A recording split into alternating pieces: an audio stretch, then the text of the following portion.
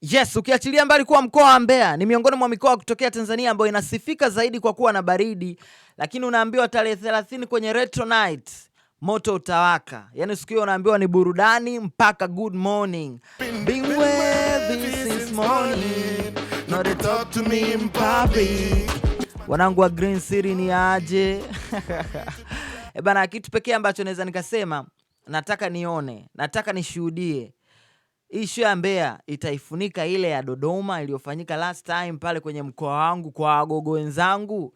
Si tunafahamu kilichofanyika pale. Ndio ilikuwa ni show ya kwanza kuwahi kutokea Tanzania. By the way, nilifurahi sana na ile siku sikulala kwa sababu niliona namna ambavyo wagogo wenzangu tulikuwa tuna vibe sana na kile ambacho kilifanyika pale. Kiukweli kiliandika historia kwenye mkoa wetu wa Dodoma, in my city. Sasa nataka nione kile ambacho kilifanyika Dodoma kitakuwa sema pride pia pale Mbeya Green City, au kutakuwa kuna surprise nyingine za kutosha kutoka kwa Diamond Platinum, Simba la Masimba Dangote.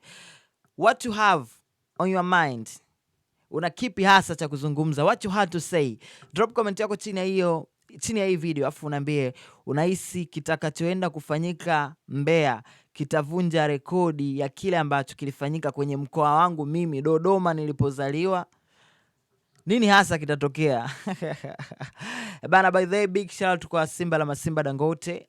Hii Electro Tour imekuwa ya kinyamwezi sana. Yaani so tour fulani hivi ya kwenda kujaza uwanja, ni tour fulani tu yani ya kujivinjari yani kwenye viwanja fulani ambavyo vinachukua watu Bukube.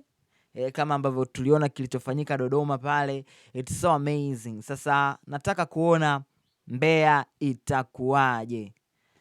Mimi nipo hapa kwa ajili tu ya kuhakikisha kuwa nawapa kile ambacho kinastahili.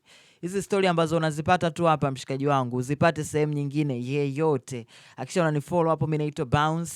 This is how we do.